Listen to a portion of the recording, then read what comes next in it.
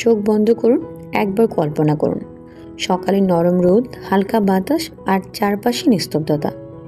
আপনি ধীরে ধীরে হাঁটছেন, প্রতিটি পদক্ষেপে শরীরটা হালকা লাগছে, মনটা যেন পরিষ্কার হচ্ছে। আমরা অনেক সময় ভাবি ভালো থাকতে হলে জিম লাগবে, ভারী এক্সারসাইজ লাগবে, কিন্তু আসলে কখনো কখনো সবচেয়ে সহজ জিনিসটাই সবচেয়ে বেশি পাওয়ারফুল। হাঁটা, হ্যাঁ শুধু হাঁটা। আজ আমরা স্টেপ বাই স্টেপ জানবো প্রতিদিন মাত্র 30 মিনিট হাঁটলে আমাদের শরীরে আসলে কী ঘটে। তাই ভিডিওটি স্কিপ না করে শেষ পর্যন্ত দেখুন। প্রথম 5 মিনিট শরীর জাগতে শুরু করে। হাঁটা শুরু করে কয়েক মিনিটের মধ্যেই হৃদস্পন্দন একটু বেড়ে যায়, রক্ত চলাচল দ্রুত হয়, মস্তিষ্ক বেশি অক্সিজেন পায়। ঠিক এই সময় অলসতা দূর হতে থাকে, আমরা আরও অ্যালার্ট এবং আরও প্রেজেন্ট অনুভব করি।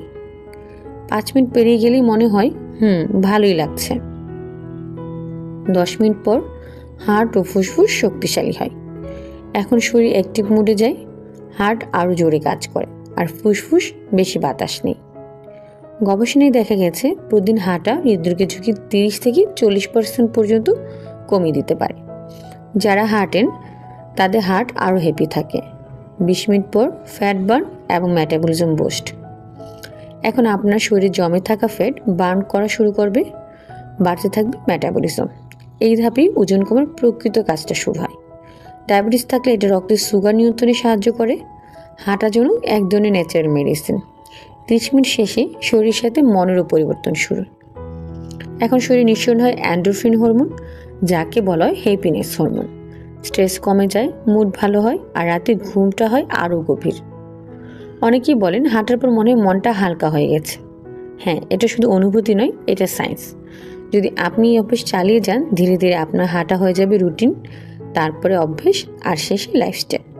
ইমিউনিটি শক্তিশালী হবে, জয়েন্টে ব্যথা কমবে, ওজন নিয়ন্ত্রণে থাকবে, শরীর হালকা ও মন শান্ত থাকবে, এজিং স্লো হবে। আর সবচেয়ে সুন্দর ব্যাপার হলো হাঁটার জন্য জিম লাগে না, বিশেষ উপকরণ লাগে না, শুধু নিজের জন্য 30 মিনিট সময় যথেষ্ট। নিজের জন্য সময় বের করুন, কারণ আপনি গুরুত্বপূর্ণ। আপনি ব্যস্ত বলে আপনার হাঁটা আরও প্রয়োজন।